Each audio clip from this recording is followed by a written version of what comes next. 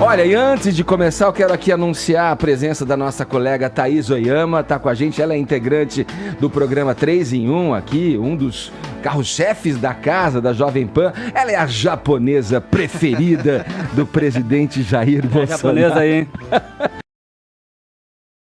Ela vai comentar aqui os assuntos de hoje com a gente, entrar nesse nosso bate-papo matinal. Uma honra, um prazer ter a Thaís Oyama com a gente aqui. Ela que é autora do livro Tormenta o Governo Bolsonaro, Crises, Intrigas e Segredos. Bom dia, Thaís. Muito bom ter você aqui com a gente, viu? Não, nada a ver, irmão. Bom dia, Edgar. Bom dia, Paulinha, Vinícius, Adriles. Adorei o convite. Valeu, obrigada. Estou bem feliz, adoro o Morning. Aqui você fica à vontade, viu, Thaís? Você pode, claro, na política a gente vai colar em você para ouvir a tua opinião e o teu olhar a respeito do que a gente traz hoje aqui no nosso roteiro, mas fica à vontade, pode comentar até o Galvão Bueno, as desculpas do Galvão, enfim, você pode falar o que você bem entender aqui. Legal. Vamos lá, Vini, vamos começar com essa então, Vini, o narrador Galvão Bueno.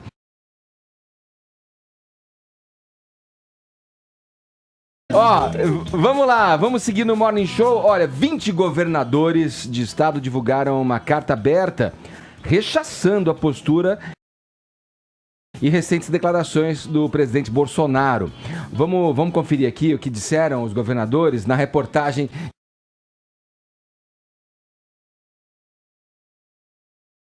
Ao final, convidam Bolsonaro para o próximo Fórum Nacional de Governadores, que será realizado no dia 14 de abril.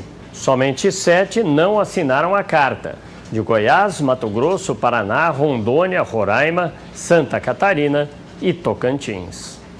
Tá aí a reportagem do colega Daniel Lian pra gente aqui. Vamos lá, eu quero saber de vocês, essas declarações, principalmente essas duas que estão na matéria aí do Lian pra gente, relacionada aos tributos, a questão do ICMS lá, né, aquela que muitos consideram como uma bravata, né, populista, né?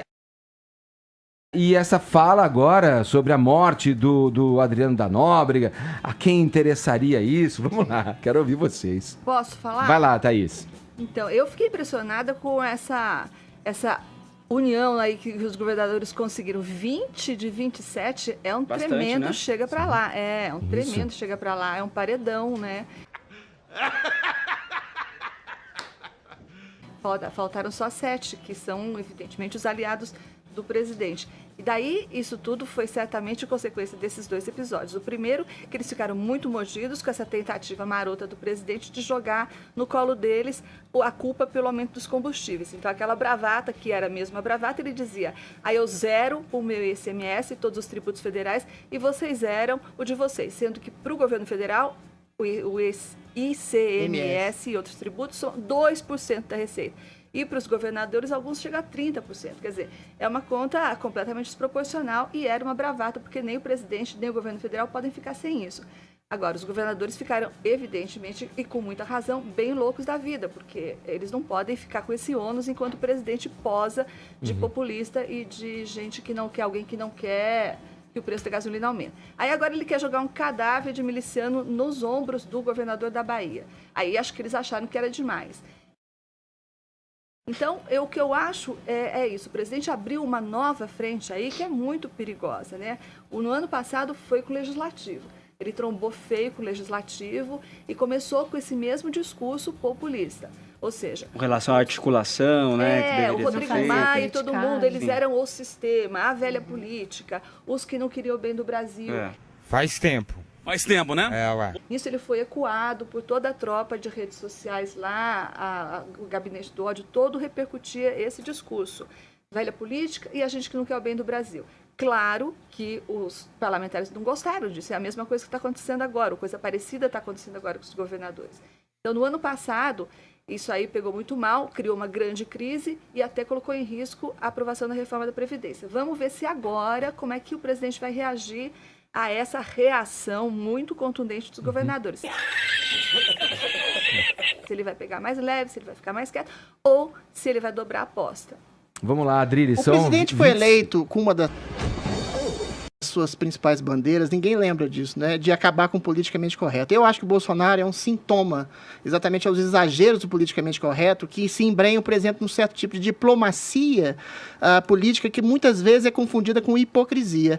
Eu discordo da Thaís quando ela fala dessa relação direta de franco enfrentamento com o Congresso, porque pelo menos a gente acabou com esse tipo de negociata, né? Não se negociam de maneira abjeta e, sobretudo, através de suborno ou de indicações políticas, cargos e ministérios que são, sobretudo, técnicos. Eu acho que isso é um grande avanço. Claro que o Bolsonaro exagera aqui e acolá, mas no caso do Congresso eu acho que ele pode ser absolvido. Não teve que negociar para a reforma As da emendas Previdência? parlamentares? Emendas parlamentares são um recurso Parlamentares? legítimo, não é suborno, exatamente. Tá. A questão que se coloca, a segunda questão que se coloca, eu concordo plenamente com a Thaís, o ICMS foi uma bravata populista, mas ao menos foi uma bravata populista que chamou a atenção para a necessidade urgente de uma reforma tributária e de uma convergência, porque municípios querem uma coisa, estados querem outra coisa, a União quer outra coisa, ou seja, não havendo uma reforma da tributária urgente, essas coisas nunca vão sair a contento. Em relação aos governadores, realmente, o que eles querem é exatamente isso, uma convergência maior para os seus cofres públicos. Eu acho que esse caminho também tem que ser aberto ao Bolsonaro, porque ele tem que sair desse casulo do enfrentamento à diplomacia hipócrita, ao politicamente correto, estabelecer negociações mais claras com os governadores, porque para todos os instantes, os governos estaduais fazem parte exatamente da União, ou seja, não adianta ele dar murro em ponta de faca, dizendo o que ele pensa, e contaminando toda a sua gestão e a gestão dos governos estaduais. Acho realmente que é muito temerário, tanto do ponto de vista do governador Rui Costa, que também tentou empurrar o cadáver do Adriano de uma maneira subliminar para os Bolsonaro, quando a gente já discutiu aqui ontem, as milícias nem sequer existiam quando houve essa aproximação do Flávio. Acho exatamente que também o Bolsonaro erra de maneira pungente, querendo empurrar o cadáver para o Rui Costa, como se fosse ele o interessado em fazer um tipo de queima de arquivo. Acho que as questões policiais têm que ser tratadas na esfera da polícia e acho, sobretudo, para arrematar meu comentário, que o governador Witzel e o governador Dória estão fazendo também campanha política em relação a esse manifesto que une, sobretudo, governadores de oposição. O caso de serem governadores de oposição não anula algum tipo de legitimidade desse tipo de crítica que se faz aos arroubos verbais de Jair Bolsonaro. Alguém quer complementar? Thaís, quer falar? Eu só queria complementar que, de fato, as emendas parlamentares, elas são um instrumento previsto na lei do orçamento. Sim. Mas a maneira como você distribui, o momento como você distribui, é uma possibilidade de barganha. E assim foi feito durante a reforma da Previdência. E o problema do Bolsonaro não é esse. O problema é que ele quer só o bônus e não quer o ônus. Então, ele também queria a reforma da Previdência. No entanto, ele, ao jogar para o colo do Legislativo, ele queria ficar com a glória, com os benefícios da reforma, mas sem pagar o preço político aí de alguma coisa que poderia desagradar certos setores. Não, nada a ver, irmão. E tem a afirmação também, como você tocou, ele entrou, parece que politicamente correto, incorreto era o grande problema da nação, né? Não é só isso. E se ele fala uma coisa que é politicamente incorreta e você mesmo detecta como um malefício porque gera um problema para ele na estrutura, na governança e tal, quer dizer, é bom o politicamente correto ou não é? Não, note bem, Edgar, quando eu falo de politicamente correto, é um tipo de cultura que se embrenha na cultura política do país, que transforma negociações legítimas em barganhas ilegítimas, que não é o caso das emendas parlamentares, e a questão de suborno, de compra de deputados, de esquema de leniência entre os poderes. Olha, uma certa crise entre os poderes, o judiciário, o legislativo, o executivo, é necessária exatamente para implementar o preceito da democracia.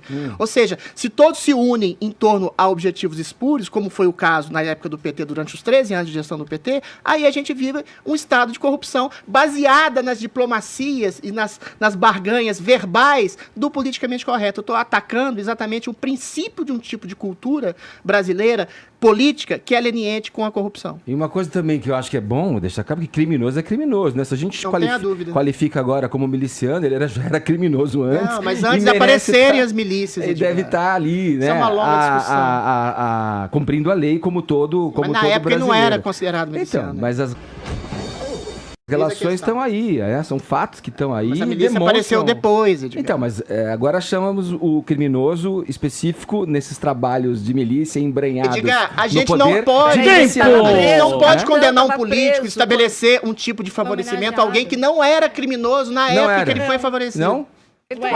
Ele estava preso pela exato. assassinato. Houve uma homenagem quando ele era preso, mas a questão é excludente de licitude, é outra coisa. Outra coisa. Não era questão a relação à milícia especificamente. Mas o cheque de 24 mil é de agora. Aí sim, aí tudo bem. A demissão da mulher Mas e eu tô da, falando, e da a gente sogra é agora, 2018. A pauta em relação ao assassinato do Adriano e em relação à atividade dele nas milícias. Mas a isso questão é de empurrar importante. cadáver para um lado Mas do isso é outro. importante. Em relação à rachadinha, eu concordo isso- plenamente. Flávio fez a rachadinha. Isso é todo mundo importante a praticamente gente sabe trazer no bojo desse universo de informações que a gente traz, porque isso faz parte do que a gente está falando aqui. Sim, mas são várias pautas. Eu preciso ir pro break.